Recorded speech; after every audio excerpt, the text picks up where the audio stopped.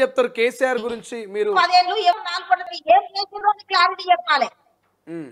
కేసీఆర్తో మీరు చాలా కాలం కలిసి పనిచేసారు ఉద్యమ టైంలో కావచ్చు, తర్వాత ఎమ్మెల్యే అయిన తర్వాత కూడా.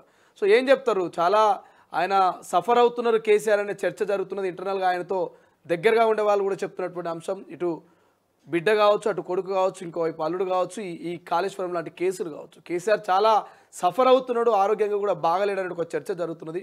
ఆయనతో ఉన్నటువంటి అనుబంధం గురించి మీరేం చెప్తారక్క? తమ్ముడు, కేసీఆర్ తో కలిసి నా కుటుంబం పనిచేసిన దాన్ని. కానీ ఉద్యమ కాలంలో తర్వాత ఆ 5 ఏళ్ళు ఎమ్మెల్యేగా పనిచేసిన టర్మ్ లో 4 కోట్ల తెలంగాణ ప్రజల కోసం ఆలోచన చేసే వ్యక్తి తప్ప నేను ఒప్పుకుంటా దాన్ని.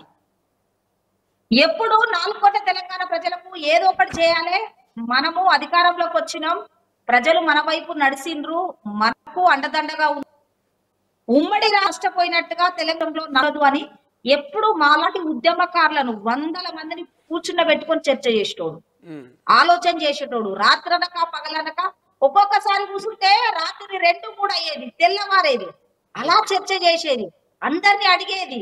కానీ ఎప్పుడైతే సంతోష్ బాబు కుటుంబం, కవిత, కేటీఆర్ ఎక్కువ ఇన్వాల్వ్ అయింది చూసినావా, మేన్ సంతోష్ బాబు ఎక్కువ ఇన్వాల్వ్ అయి దగ్గర అయినప్పుడు మమ్మల్ని దూరం చేసి వారి ఆలోచన విధానం, వాళ్ళ కుటుంబ ఆలోచన విధానము 4 కోట్ల తెలంగాణ ప్రజల మీద, మా మీద రుద్దిండు తమ్మి. ఇప్పుడు ఆయన ఎక్కడ సఫర్ అవుతాడో తెలుసా?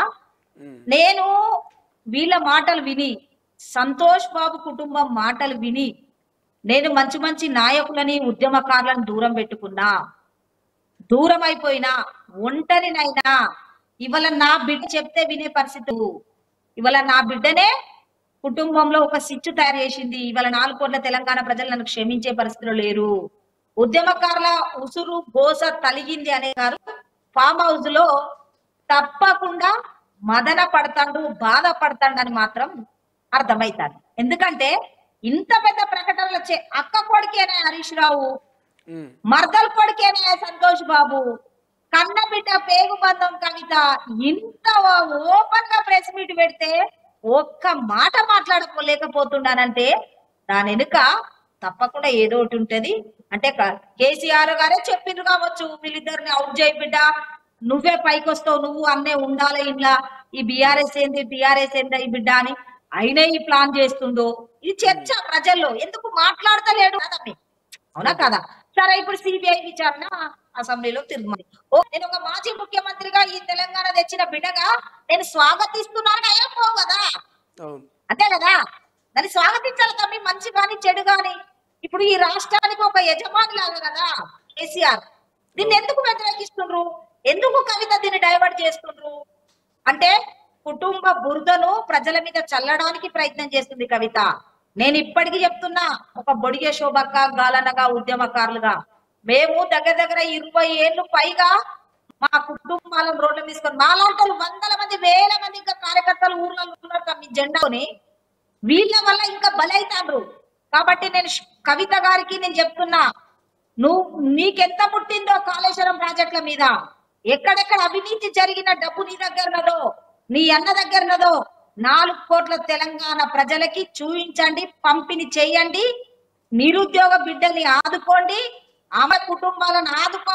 బొడిగే శోభక్కగా నేను డిమాండ్ చేస్తాను. అప్పుడైతేనే నేను 4 కోట్ల తెలంగాణ ప్రజలు అర్థం చేసుకుంటారా, రే నిజంగా రా ధర్మంగా పనిచేస్తుందిరా అని అంటారు. కానీ నువ్వు పెట్టిన ప్రెస్ మీట్లకు నీకు జాలి చూపించేటోళ్ళు లేరు. నువ్వు ఏడిస్తే బాధపడేటోళ్ళు మేము కూడా ఏడ్చినాం. నీ వల్ల, నీ సంతోష్ బాబు వల్ల, నీ కుటుంబం వల్ల మేము కూడా ఏడ్చి రోడ్ల మీద పడ్డ రోజులు ఉన్నాయి. తప్పకుండా మా ఉసురు, మా గోస అలగకుండా పోతుందా? 1200 మంది బిడ్డల అమరవీరుల తల్లిదండ్రుల కుటుంబాల ఉసురు గోస అదలకుండా పోతుందా? అంతెందుకు తమ్మి, నిన్న మొన్న తెలంగాణ సాధించుకున్న తర్వాత మన వరంగల్లో ఒక తమ్ముడు నాయక్ తన కూడా ఆత్మహత్య చేసుకున్నాడు కదా. ఎమ్మెల్సీ ఎన్నికలప్పుడు మీరు నోటిఫికేషన్ ఇస్తానంటే ఇవ్వకపోయేసరికి పల్లరాజేశ్వర రెడ్డి గారి ఎలక్షన్ తర్వాత నోటిఫికేషన్ ఇవ్వకుంటే ఆ తమ్ముడు ఇవాళ బలిదానం అయింది కదా, అవునా కదా? వాళ్ళ గోస ఉసురు కలగదా తమ్మి? మీలాంటి కూడా గొరవలేదా తమ్మి? వీళ్ళు ఎవరికి ఉపయోగపడరు తమ్మి? మనం ఎందుకు గొంతు తీర్చుకోవాలి? వీళ్ళ కోసం మనం ఎందుకు ఆలోచన చేయాలి? వీళ్ళ అవినీతి చిట్టా ఇంకా బయటపడాలి అని అంటుంది కదా. రకరకాల పేర్లు చెప్తాంది, గొర్రెల భాగవతం చెప్తాంది, రకరకాలు చెప్తాంది కదా, పల్లా రాజశేఖరరెడ్డి గురించి, ఇంకోల గురించి. ఇంకా రావాలి. మేము ఎవరి పేర్లు అయితే చెప్పినామో, ఎవరి పేర్లు అయితే వీళ్ళ వల్ల పార్టీ నష్టపోతుందని చెప్తే మమ్మల్ని చూసి నవ్వినోళ్ళు వీళ్ళు, మమ్మల్ని చూసి నవ్వినోళ్ళు. తప్పకుండా కవిత గారు ఇంకెవరెవరు ఎంతెంత తీసుకున్నారో కాళేశ్వరం ప్రాజెక్ట్ లో అవన్నీ బయట పెట్టండి. కేసీఆర్ అనే వ్యక్తి వింటుండు, కవిత తప్పున్నదని తెలుసు, వీళ్ళందరూ తప్పున్నదని తెలుసు, నన్ను డైవర్ట్ చేసి నన్ను ఒంటరిని చేసిరనే మదన పడతాడు మాత్రం తమ్మిడైతే కేసీఆర్ పక్క మదన పడే విషయం మాత్రం పక్క. రైట్, థ్యాంక్ యూ అక్క, thank you so much, thank you for joining. చాలా కాలం తర్వాత తొలి వెలుగుతో మీరు విలువైనటువంటి సమయాన్ని ఇచ్చారు, మీ అనుభవాన్ని పంచుకునేటువంటి ప్రయత్నం చేశారు. Thank you so much. So ఇది మొత్తం మీద థ్యాంక్ యూ తమ్మి. చొప్పదండి మాజీ ఎమ్మెల్యే బొడిగ శోభక్ అయితే గతంలో ఏం జరిగింది, ప్రస్తుతం ఏం జరుగుతుంది, ఫ్యూచర్లో ఏం జరగబోతుంది, కల్వకుట్ల కుటుంబమైన బీఆర్ఎస్ పార్టీ అయినా అనేది ఆమె క్లియర్గా చెప్పే ప్రయత్నం చేసింది. గతంలో మాలాంటి ఉద్యమకారుల్ని పక్కన పెట్టిర్రు, మాలాంటి ఉద్యమకారుల్ని మరి కేసీఆర్ని కలుద్దామంటే కూడా సరైనటువంటి సమయం కూడా ఇవ్వనటువంటి పరిస్థితి. అప్పుడు హరీష్ అయినా, సంతోష్ అయినా, కవిత అయినా మమ్మల్ని అడ్డుకున్నారు, ఇవాళ మా ఉద్యమకారుల ఉసురు తగులుతున్నదంటూ ఆమె సంచలన వ్యాఖ్యలు చేస్తున్నది. ఇదంతా చూస్తూ ఫామ్ హౌస్లో ఉన్నటువంటి కేసీఆర్ మదనపడుతున్నాడు, బాధపడుతున్నాడు, ఆయన ఇబ్బంది పడుతున్నాడు అని చెప్పేసి కూడా చెప్తున్నటువంటి పరిస్థితి. సో ఫ్యూచర్లో కల్వకుట్ల కవిత మా బీజేపీకి అయితే వచ్చే ఛాన్స్ లేదు, మేము తీసుకోము, రానివ్వం. బట్ ఆమె సొంతంగా ఎజెండాతో జనాలకు పోయినా జనాలు నమ్మే పరిస్థితిలో లేరంటూ మరి బొడిగ శోభ చెప్తున్నటువంటి పరిస్థితి. చూద్దాం ఏం జరుగుతుంది, కల్వకుట్ల కవిత భవిష్యత్తు ఎలా ఉండబోతుందో.